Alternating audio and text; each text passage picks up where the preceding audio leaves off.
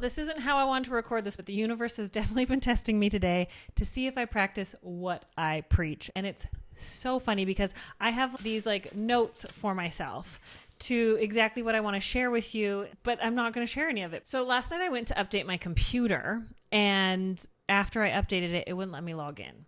I went to record this yesterday afternoon, and then I got frustrated and I was like, you know what? Tomorrow's a new day. I've been really struggling with this like newfound procrastination that I've never had when I've been passionate about what I've done. I feel like I've been struggling with a different type of burnout. The best advice you've heard of that melts your anxiety away is nobody has their shit together. I'm going to go deeper into this because I've always said I don't struggle with perfectionism. However, I was set on wanting to use my desktop computer, wanting to use my nicer camera that I have hooked up to my laptop right now. I couldn't get it to work.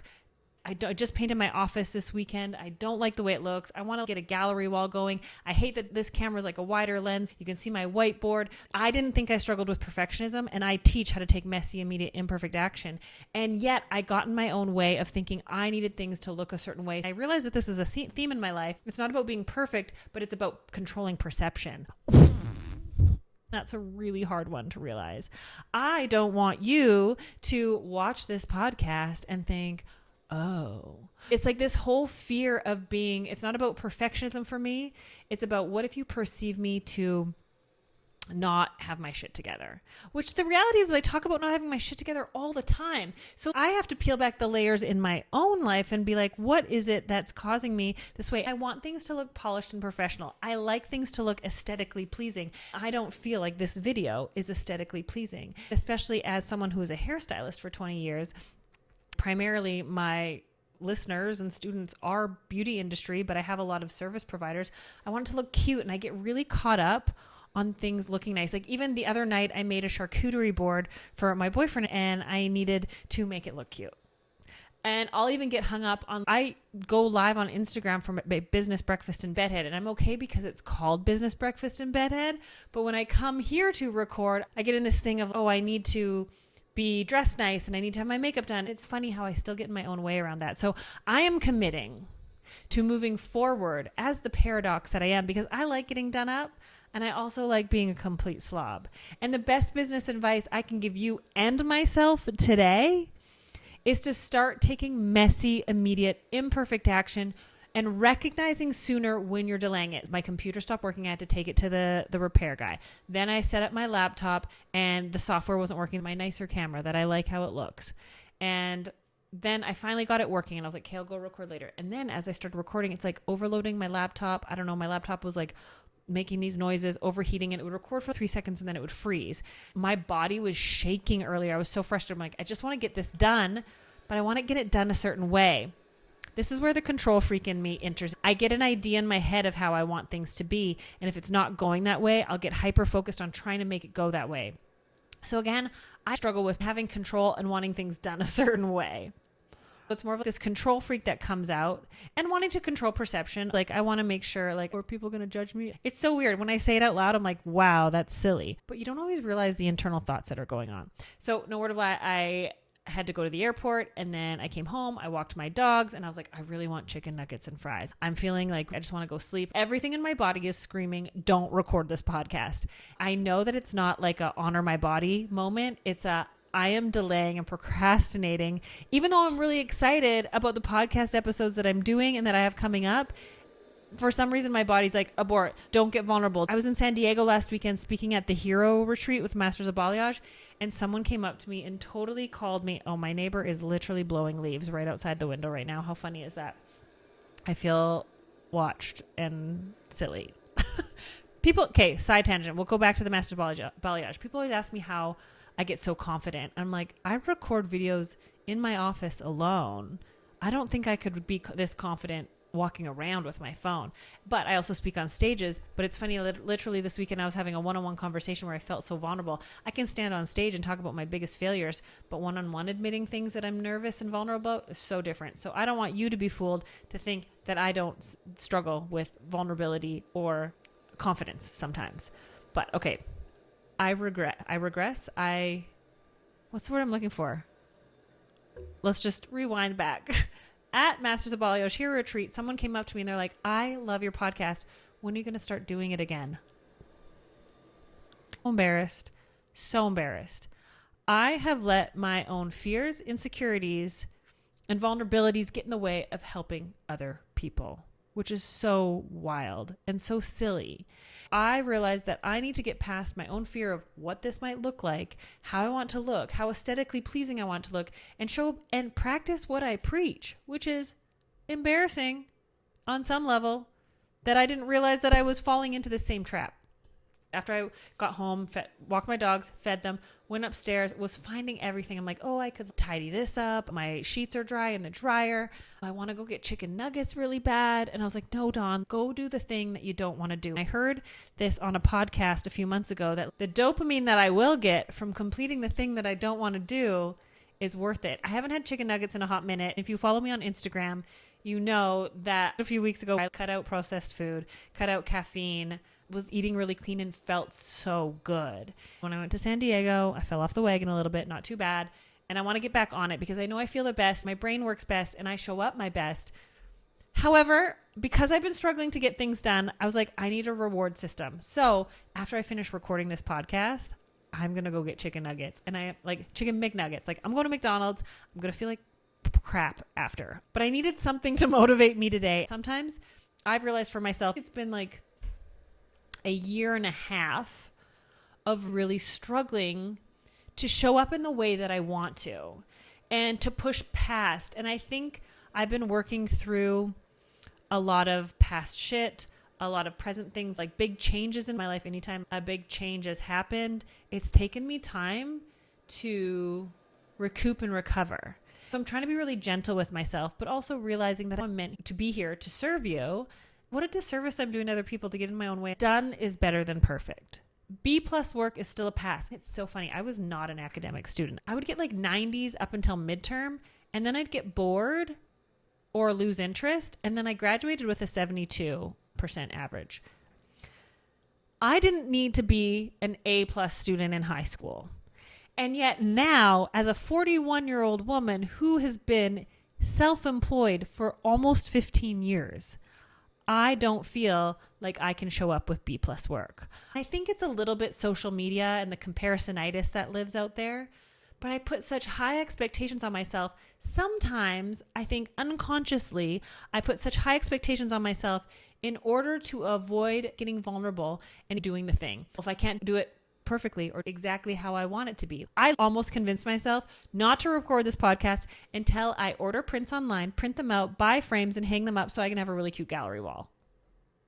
I actually convinced myself not to record this until I painted my office white this weekend. Thank you very much to an anxiety and panic attack. I stayed up until 3 a.m. painting my office. Sometimes anxiety is very motivating, but it's funny. And I share this, it's a little bit embarrassing. I was holding myself back from recording this because I fell out of love with the paint in my office. I'm like, clean slate, let's get it back to white. And then I was going to even go, and it's this delay and procrastination tactic that it's always one more thing. When I paint, then I will.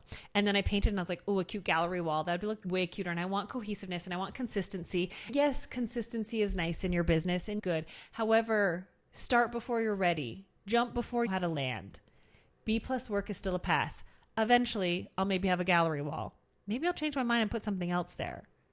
But the realities of what I'm sharing with you on this podcast doesn't require a cute background. Doesn't require. I even think of the first salon that I opened. It was just me, and it wasn't cute. I opened out of necessity. I had clients I needed to see. So I had a chair, a mirror, and a sink, and it wasn't cute. But they got their service done. I never have taken out a loan for my business, fun fact. As I was able to, I put money into my business and made it look cuter. Same thing when I moved to Calgary here and I opened up my salon downtown. It wasn't super cute. I didn't have an interior designer help me. I didn't know what I was doing. It was functional. I knew I had all I needed to give people an amazing service.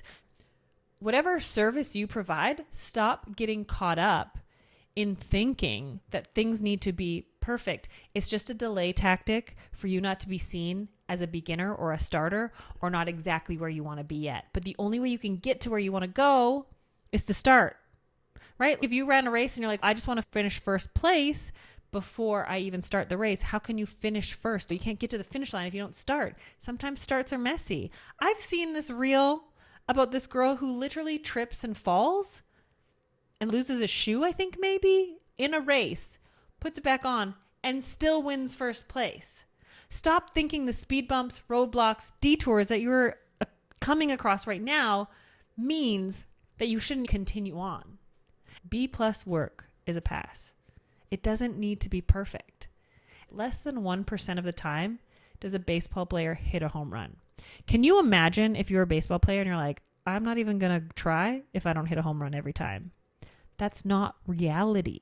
Stop putting these expectations on yourself and start recognizing that when you put these expectations, when they're showing up, like when I was in my kitchen going, oh, I'm just going to get chicken nuggets right now. Oh, you know what? I'll just record that podcast tomorrow morning. And like these delay tactics. I'm like, I have been delaying this for so long. Why? Because I'm embarrassed. I'm feeling some sort of embarrassment about not being enough, not being worthy. I worked through a lot of that struggles in the past, and I need you to know that our business lives and our relationships are so interconnected. Yes, I teach a lot about business and have my program Rock Your Business. However, I've been struggling to show up the way I used to. It was in my personal life that my self-worth and self-value took a hit. I let someone else's actions make me conclude that I wasn't worthy. And logically, that seems silly. Emotionally, that seems totally legit. And so I need you to understand that you logically talk yourself out of things, and yet you keep coming up against these invisible brick walls that you can't get past. So ask yourself, is there a memory connected with this? Like, or how old do I feel right now? Because those things really help me go like, why am I avoiding recording this podcast? Why am I avoiding posting on Instagram? Why am I avoiding reaching out to those clients to see if they want to rebook?